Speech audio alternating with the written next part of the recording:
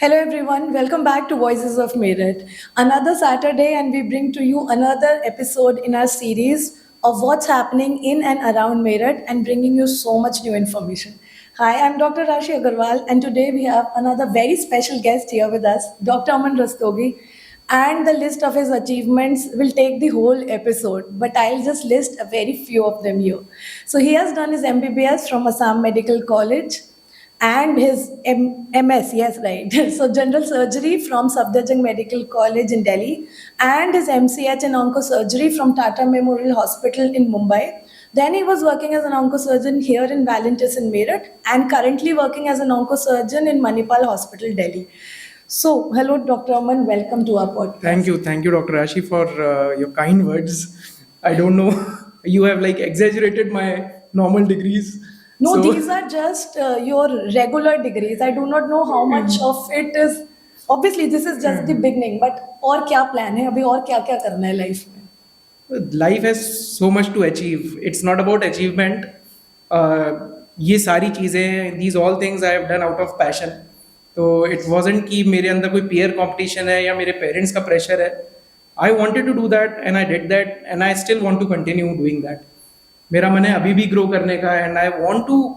It's not about that I want to become famous. It's about that there is some dedication or passion for the patients which has been created within me. That is all because of my alma mater, Tata Memorial Hospital, Mumbai. But I don't think सिर्फ passion की बात है. Knowing you since like obviously my childhood and being my first friend ever in life, I would like to put this out. There has been an extreme, I would say, intelligence and hard work. ये तो हमें पता है ना कि बिना hard work के तो इंसान कहीं नहीं जा सकता. See, intelligence, I won't say. So it's not about intelligence. Definitely, there was a lot of hard work, and I think we all have did that hard work. There was, some blessings of the God also that from Assam, I directly went to Delhi, which was my dream to come to Delhi. And then always I wished for that. I want to work in Mumbai. I want to see the Mumbai culture. And I was fortunate enough to get into Tata Memorial Hospital to get a taste of Mumbai. So undoubtedly, because that hard work has been there, the blessings have been there, and I am very grateful to that. तो इतनी degree सुनने के बाद सबको ऐसा लगता है कि ये तो सिर्फ बाहर होती हैं ये चीज़ें. डू यू थिंक कि in some way people here, obviously your childhood has been here and everything, उसके बाद बाहर इतना पढ़ने गए, तो मेरठ में रह के इसका मतलब इतना एम्बिशन आदमी रख सकता है ना? डेफिनेटली जितने भी आप जितने भी अच्छे IAS officers you will listen to big doctors or big professionals people. I am talking about the actors also. You see the Bollywood, the people have risen from the small cities. Maximum people have come out of these small cities because we dream big, we want to dream big, because हमने starting से life में हमेशा से अपने parents से अपनी surroundings में यही सुना होता है कि हम छोटे शहर के लोग हैं, but we can achieve, definitely we can achieve. तो मुझे लगता है थोड़ा मेट्रो का यहाँ आ जाने से और फर्क पड़ जाएगा. Definitely, no doubt. छोटे शहर वाली फीलिंग कम हो जाएगी थोड़ी सी. मुझे अभी से ही हो गई है. मुझे इतना अच्छा लगता है बताते हुए कि मैं दिल्ली में मेट्रो बैठूंगा and I will be in Meerut. बिल्कुल है. तो ये तो एक मुझे लगता है एवरी डे हम इंतजार कर रहे हैं कि यहाँ पे कब खुलेगी और नया काम शुरू हो जाएगा. बिल्कुल. आई एम श्योर कि जब भी ऑब्वियसली लोग सुनते हैं आप कैंसर सर्जन हो, और एक कैंसर एक शब्द ही ऐसा है, मैं सोचती हूँ कि हमारे काम में एंजाइटी डिप्रेशन से भी लोग डरते हैं, बट कैंसर एक शब्द सुनते ही सबको लगता है कि ये क्या चीज़ है. एंड आई एम श्योर आपके साथ तो ये डायग्नोसिस पेशेंट को देना या इन्वेस्टिगेशन कराना तो सबसे इम्पॉर्टेंट चीज़ मुझे लगती है. ये आप कैसे हैंडल करते हो कि पेशेंट को डायग्नोसिस दी जाए, मतलब उसे बताया कैसे जाए कि आपके साथ ये हुआ है? Definitely, see it's a very difficult task for us also, because जैसे ही पेशेंट को या उनके रिलेटिव्स को पता लगता है कि that he or she has been diagnosed with cancer, it's a big burden upon them. It's a big mental, or I'll say physical as well as sociological trauma. And जब patient उस feeling से निकल रहा होता है ना, when he knows that he or she has a cancer and मुझे मरना है, तो it becomes a big task for us to explain them or to let them know that not every cancer and not every stage of cancer will lead to death. तो एक empathy factor हमेशा अपने patient के साथ रखना, because he is very much demotivated. We need to give them motivation, we need to inspire them.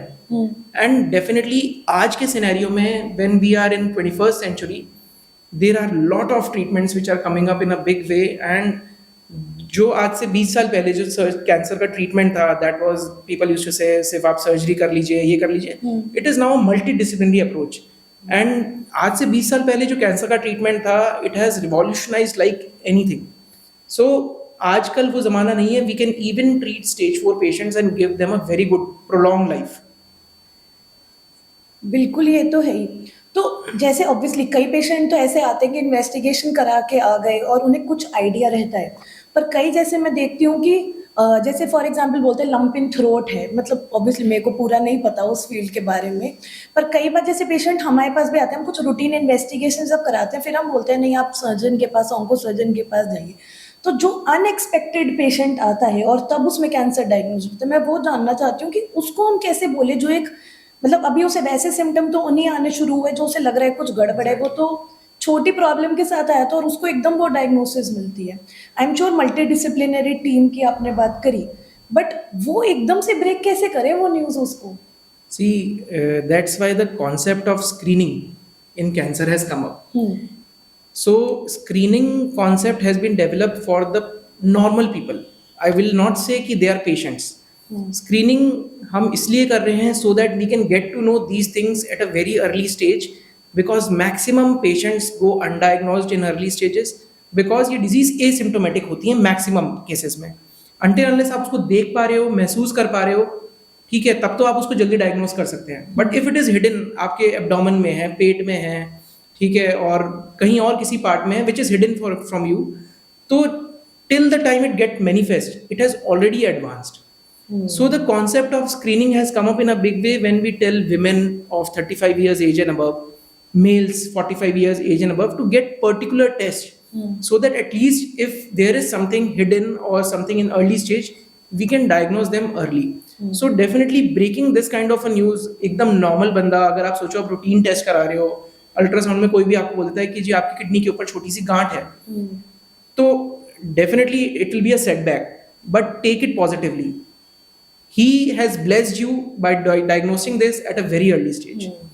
So I will not say कि ये you are unlucky, I'll say you are very lucky. पकड़ा तो गया at least. बिल्कुल obviously मैं screening के concept की बात थोड़ी सी इलेबोरेट करूंगी, इसीलिए फीमेल्स में मैमोग्राम, पैप्समियर, इतनी चीजें की। Definitely. और रूटीनली मैं तो मेरठ में भी बहुत देखती हूँ, बहुत फ्री कैंप्स बहुत फ्रीक्वेंटली स्पेशली हमारा आईएमए ऑर्गेनाइज कराता है। Yes. तो प्लीज उसमें जाइए और अपनी रेगुलर स्क्रीनिंग, स्पेशली फीमेल्स के लिए भी मैं बहुत कहूंगी, आप जाओ और कराओ। ये नहीं सोचना मेरे को कोई प्रॉब्लम नहीं है तो मैं बैठी हूँ सोच रही हूँ। Please get your self screen. हम इतने पेशेंट स्क्रीन करते हैं तो हमें पता लग जाता है कि इसको जल्दी पकड़ लिया हमने ये। ऑलरेडी इतने साल से आप ये काम कर रहे हो, जब से आई थिंक अपनी सर्जरी की एमएस करी होगी, उतने साल हो गए, फिर ये पढ़ा और आगे इतने साल से अब प्रैक्टिकल वर्क काम में है। इतने सालों में भी लग रहा है कि कैंसर के डायग्नोसिस ट्रीटमेंट में कुछ चेंजेस आए हैं, लाइक रेवोल्यूशनराइज हुई हैं चीज़ें। Cancer treatment I feel is the most advancing treatment अगर आप करेंटली बात करें किसी भी particular field of medical sciences के बारे में. It is the most and most rapidly evolving field. आज हम यहाँ बैठे हुए बात भी कर रहे हैं, तब भी ऐसी स्टडीज चल रही हैं, ऐसे ट्रीटमेंट्स एक्सपेरिमेंट किए जा रहे हैं which are actually going to revolutionise the treatment in future. तो आई विल से कि when I started my MCH that was in 2019 and now it is what 2025. It's been 6 years now. And precision medicine, immunotherapies, cytokine related therapies, targeted therapies, robotic surgeries, these have come up in a very big way. So जो हमारा target है, और I'll say as an oncologist, our target is to provide people with the best precise treatment, not a generalized treatment. जैसे पहले होता था chemotherapy लगा दी, पूरे शरीर के बाल उड़ गए. आज वो टारगेटेड थेरेपी ट्रीटमेंट अवेलेबल है which will target only the cancer cells and not the normal sales of the body. We are providing patients with minimal invasive surgeries like robotic, laparoscopic surgeries, even in cancers. When we give patient the thing that it can be treated completely radically with laparoscopy, minimal invasive techniques, and you will be able to walk the next very day, and you'll be discharged the post-op day 2 or 3rd. That's all because of these advancing technologies. So as we talk now also, these advances continue to happen, and that is going on in a very big way, especially in oncology. Obviously फ़र्क तो मुझे भी लगता है as एक Spectator या being in the medical field, change तो आ ही रहा है। कितने लोग मैं ऐसे मिली जो रेगुलर लाइफ में जान-पहचान के उन्होंने खुद बताया हम कैंसर सर्वाइवर है और कभी मुझे ऐसे देख के लगा नहीं कि इसे कुछ ऐसी प्रॉब्लम है, इसे कुछ हुआ होगा। एंड ऑब्वियसली हम टॉक्स में जाते हैं, लोगों से मिलते हैं, बहुत इंस्पायरिंग स्टोरीज़ हम तो बहुत बाहर से सुनते हैं कि ये हुआ है इनके साथ, इन्होंने फाइट करा, या पेशेंट्स भी हमें आके बताते हैं। कोई एक पर्टिकुलर ऐसी स्टोरी जो इतने साल में आपने ऐसी देखी हो जो लगा हो कि ये ऐसे लड़ा या इस चीज़ से, या इन्होंने कैंसर को, जो हर कैंसर सर्वाइवर कहता है विल की बात बहुत ज़्यादा है इसमें, सर्जरी मेडिसिन तो हेल्प कर ही रही है। No doubt. So there are hundreds of stories. मेरे in a very small experience of like 5-6 years, there have been multiple stories where we felt like कि यार it's a hats off to the patient कि who has undergone this extensive, or I'll say sometimes it's ruthless for the patient to going through these kind of experiences. And yesterday, when we were celebrating Women's Day in our hospital, and we saw around 50-60 cancer survivors were there, everybody had a story to tell. So we realized that we are the doctors, we are just giving the treatment, but the person who is going through the treatment, it's very difficult on them as well as their families, because everything suffers. It's not just the person who is suffering, your whole complete family is suffering through that cancer. So I'll tell you a very interesting story about a lady. She was around 35 years of age, recently got divorced and had a kid of around 5 year old, 5 or 6 year old. So she was diagnosed with a breast lump, and that too she examined herself that she was having some painless lump which she couldn't feel like a few months ago. And she straight away came for a consultation to us कि sir I feel इतना हम breast cancers के बारे में देख रहे हैं, तो I wanted to come to an oncologist. So we tested it and it turned out to be actually a breast carcinoma which was little bit on the locally advanced side. I'll say it was not stage 1 but it was stage 2. And we explained her and she definitely needed chemotherapy first instead of surgery. It was a very important aspect for her to understand that she was alone. She had a kid. She had only, I think, father. Mother was not there. So managing everything was a difficult task for her. But still, she was very motivated because she wanted to live for a child. So she underwent the whole treatment that was for 6 months of chemotherapy.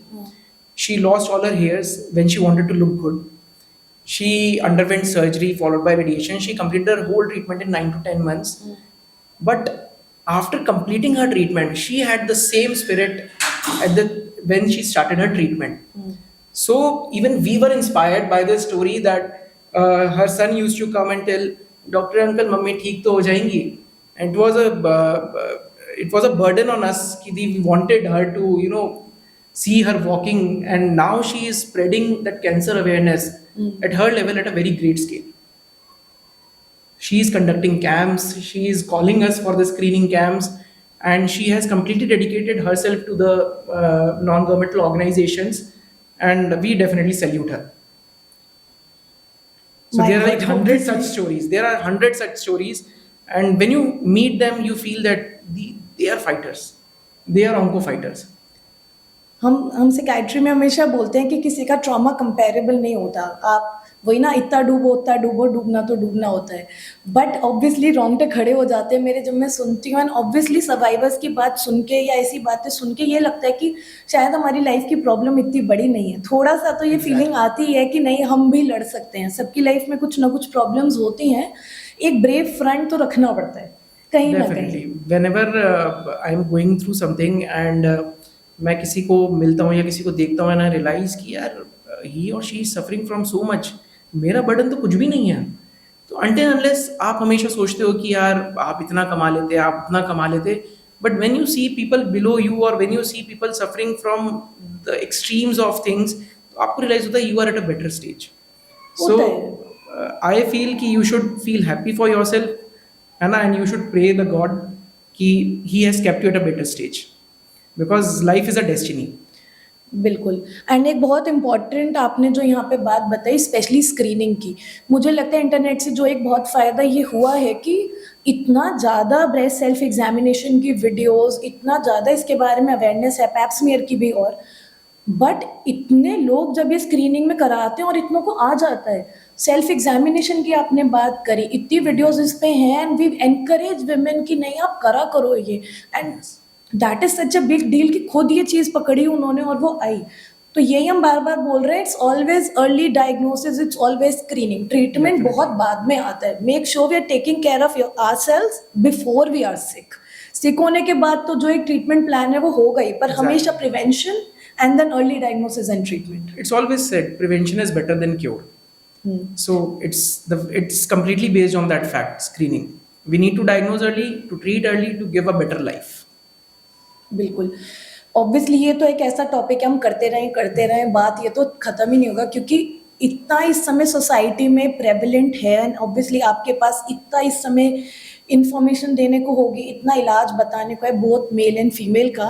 But एक बहुत quick सा हम एक rapid fire करते हैं जिससे हम एक, ऑब्वियसली आपके पास इसके बाद जितने क्वेश्चंस हो आप उसे कमेंट सेक्शन में भेजो, हम उसको वहाँ पे आंसर करेंगे। मैं मेक श्योर करूँगी सर की डिटेल्स भी मैं नीचे सारी डाल दूँ कि आप इन्हें कहाँ कैसे कांटेक्ट कर सकते हैं या क्या स्क्रीनिंग चीज़ें हमारे पास अवेलेबल हैं।